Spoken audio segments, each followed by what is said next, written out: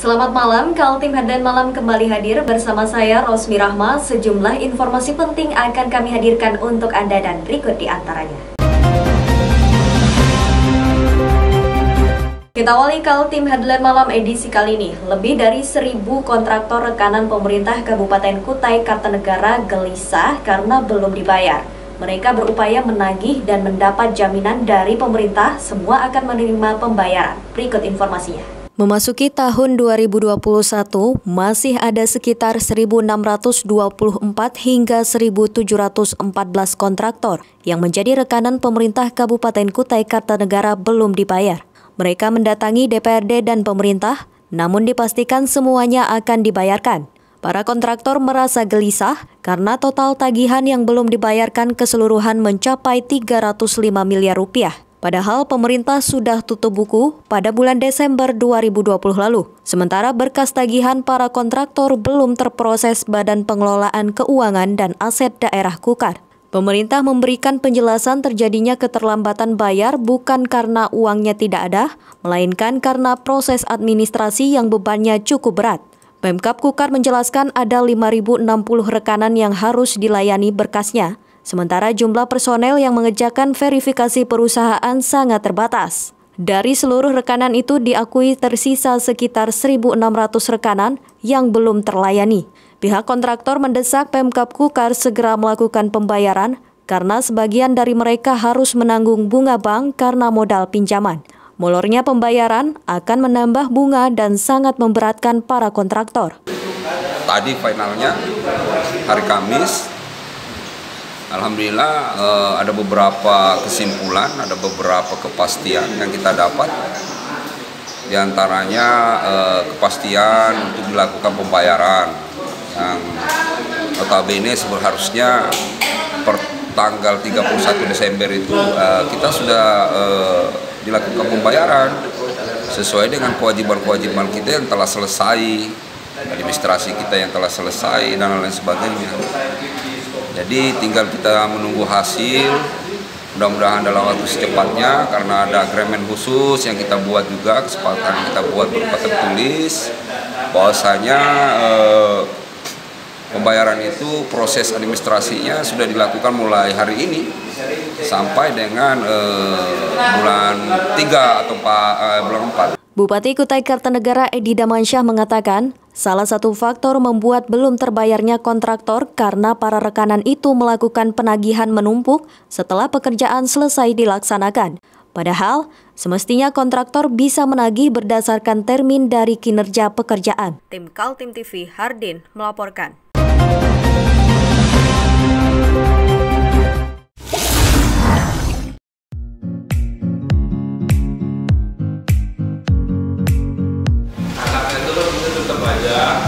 Cara mudah beriklan digital di Kaltim TV.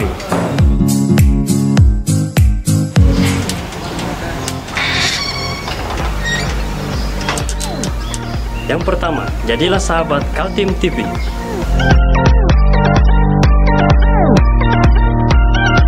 Dengan Rp1 juta, para sahabat mendapat 20 kali tayang di slot berita kamu.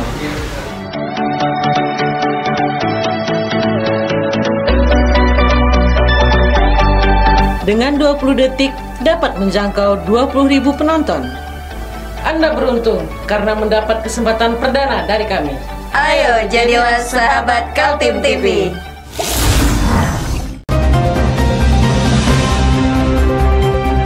Penambangan liar terang-terangan terjadi di kawasan Marangkayu, Kabupaten Kutai Kartanegara. Batubara hasil galian alat-alat berat ditumpuk di tepi jalan raya, Jalan Poros Bontang, Samarinda. Inilah tumpukan batu bara hasil galian pengusaha tambang liar di sekitar Gunung Menangis RT 12 Desa Semangko, Marangkayu, Kutai Kartanegara. Bongkahan batu bara berwarna hitam diletakkan begitu saja di tepi jalan raya. Batu bara ini ditumpuk menunggu jemputan truk-truk yang beroperasi pada malam hari. Dari tumpukan-tumpukan kecil di banyak tempat, hasil tambang secara liar itu dikumpulkan dan dijual. Masyarakat di sana tak kuasa menolak meski sumber daya alam di dalam tanah dicuri oleh penambang liar. Bahkan dari operasi yang terang-terangan dan tampak mata, sulit mengatakan tidak terlibatnya sejumlah pihak, termasuk oknum pejabat pemerintah maupun keamanan. Ada penolakan juga di tingkat kampung. Siap. Kalau di tingkat elit aja yang menolak, di tingkat kampungnya ini lagi berpoya-poya, itu berat. Ya maksudnya berpoya-poya elit-elit lokal. Siap. Karena kan yang bermain juga elit-elit lokal ada di situ gitu. Siap. Nah harapannya sih sebenarnya di setiap desa yang ada tambang-tambang ilegal ini, pemerintah desa itu melaporkan gitu. Siap. Melaporkannya kemana? Bisa ke kecamatan, ya kecamatan melaporkan dong ke kabupaten. Kabupaten bisa melapor ke DPR. Begitupun juga desa bisa juga ke DPR langsung, baik kabupaten maupun provinsi. Siap. Kalau ini berjalan, saya kira yang ilegal-ilegal ini bisa terbasmi. Siap. Nah, tapi pemerintah provinsi maupun kabupaten, misalnya Pak Bupati ini, jangan juga diam dong. Siap. Kalau kita diam ya curigalah kita. Betul. Kan dibiarkan ini. Tambang itu dari dulu saya sudah bilang. Tambang itu di depan mata. Bukan barang yang susah didapat. Gampang sekali didapat tambang ilegal itu. Nah, pertanyaannya kenapa tidak mau ditegakkan aturan kan? Ya. Harusnya kan pemerintah, enggak usah takut. Pemerintah punya keamanan. Keamanannya apa ya? Polres, Polda. Kan dilapor toh. Izin Pak. Penambangan liar batu bara terjadi di banyak titik Kabupaten Kutai Kartanegara. Tidak hanya terjadi di Marangkayu, tapi juga di Samboja dan Sebulu Modern. Para wakil rakyat di DPRD Kaltim juga ikut tidak berdaya. Sumber daya alam di daerah pemilihan dicuri para penambang. Tim Kaltim TV, Heriman melaporkan.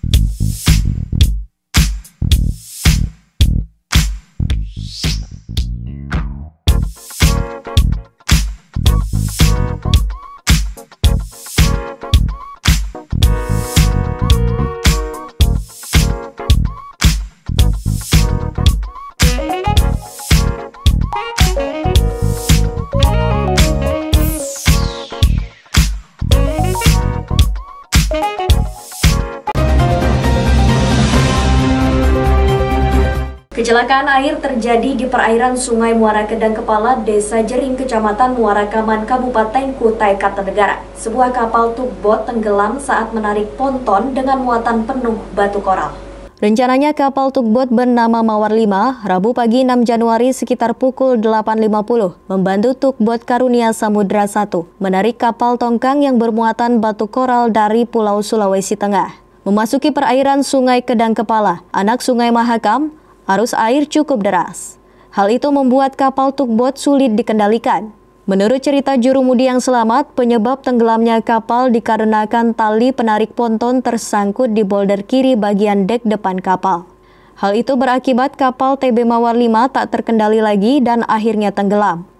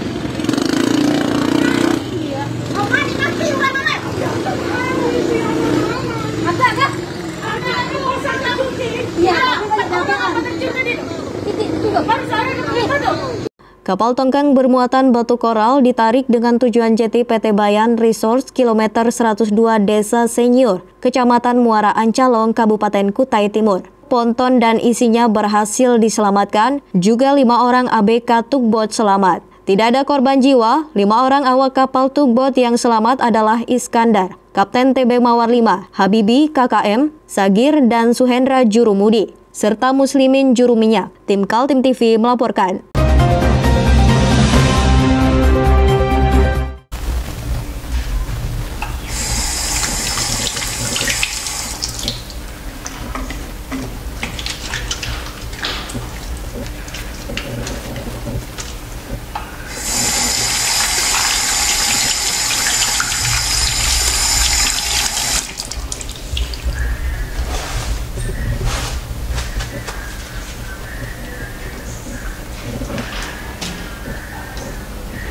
Meskipun di rumah saja, kita tetap selalu menjaga kesehatan, cuci tangan, menggunakan hand sanitizer.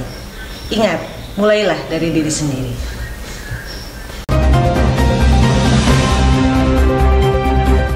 Kita beralih ke informasi selanjutnya. Kedatangan vaksin antivirus corona buatan Sinovac Biotech di Kalimantan Timur sudah ditunggu-tunggu masyarakat. Hanya saja warga harus bersabar lebih lama lagi, karena sebanyak 25.250 dosis vaksin diprioritaskan untuk tenaga kesehatan terlebih dulu.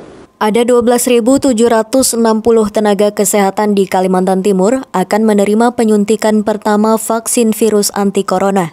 Kini Dinas Kesehatan Kaltim tinggal selangkah lagi untuk memulai penyuntikan, yakni turunnya izin dari Balai Pengawasan Obat dan Makanan. Izin dari BPOM Kesehatan adalah mutlak, mengingat instansi itu yang memiliki otoritas layak tidaknya vaksin digunakan. Kepala Dinas Kesehatan Kaltim Padilah Manteruna mengatakan, setiap tenaga kesehatan di Kaltim akan menerima 2 kali penyuntikan, atau 2 dosis dengan durasi suntik berikutnya pada 14 hari ke depan. Sedangkan vaksin untuk masyarakat masih menunggu kiriman dari pabrik pembuatnya Sinovac Biotech di negeri Tiongkok. Saat ini Indonesia telah memiliki 3 juta dosis vaksin dan akan datang 15 juta dosis vaksin lagi. Kalau gelombang selanjutnya Bu, untuk masyarakat umum, kan kita tahu juga Samarinda disuruh daftar gitu. Tahapnya. Itu tadi saya rapat dengan Mendagri, Menkes, Wamenkes dengan Pak Doni. Nah itu ada tahap-tahapnya sudah dipaparkan. Siap. Kapan Bu kira-kira masyarakat bisa menikmati juga Bu? Jadi begini, tadi katakan dari Menkes bahwa penduduk dunia ini kan dunia semua membutuhkan vaksin ya. Penduduk dunia ini ada lebih 7 miliar. Nah, sedangkan vaksin yang sudah diproduksi dari berbagai merek hanya 6 miliar. Semua manusia di dunia ini berebut. Alhamdulillah kita dapat. Ya, ada berapa negara yang bisa. Berarti dipastikan tahun ini Kaltim juga dapat vaksin Bu ya? Mudah-mudahan. Sudah ada. Belum ada pemberitahuan tapi Bu ya untuk kedatangan tahap kedua Bu? Ya. Tahap kedatangan vaksinasi tahap kedua belum ada. Lagi dari negara ini ya udah. Didistribusikan langsung Bu ya? Lagi, karena sebelumnya saya distribusikan, walaupun istilahnya tidak merata profesional. Oke siap. Oke Bu. Pemerintah mulai menyuntikkan vaksin kepada masyarakat pada gelombang berikutnya. Seperti janji dari Presiden Joko Widodo, pemberian vaksin kepada masyarakat secara gratis dan diperkirakan akan berlangsung selama lebih 13 bulan mendatang. Tim Kaltim TV Hardin melaporkan.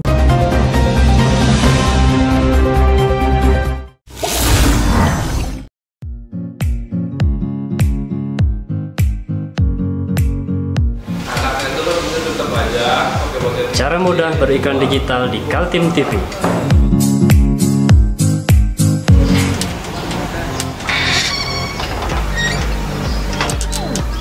Yang pertama, jadilah sahabat Kaltim TV.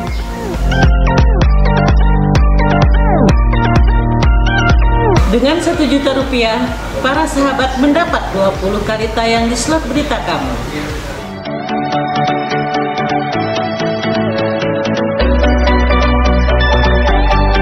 Dengan 20 detik dapat menjangkau 20.000 penonton.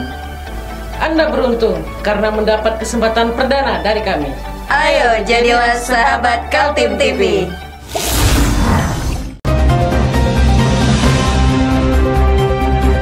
Bulan Januari 2021, cuaca di Kalimantan Timur masih didominasi dengan hujan beserta angin kencang.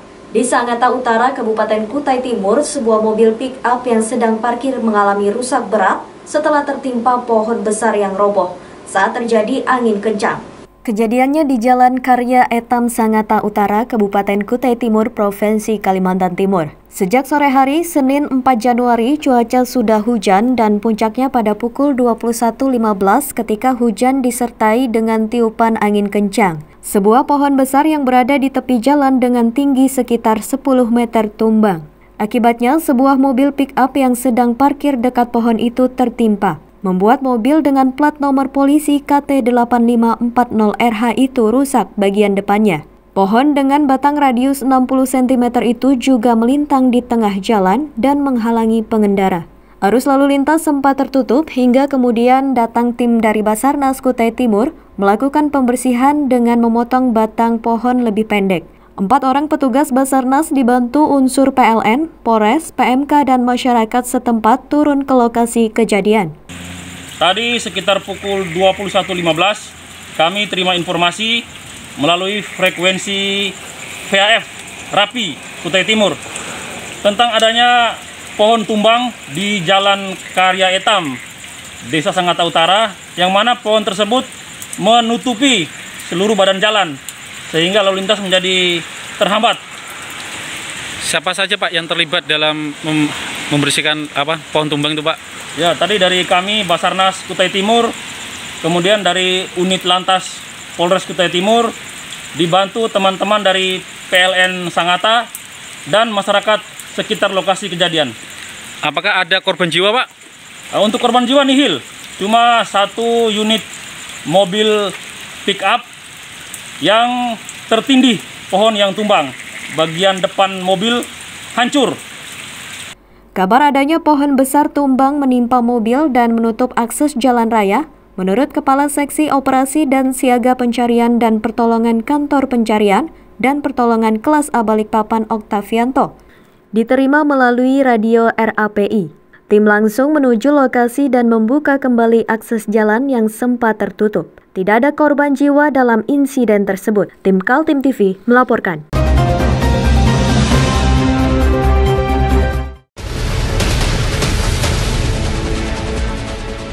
Mari kita memerangi virus corona dengan mematuhi imbauan pemerintah. Stay at home.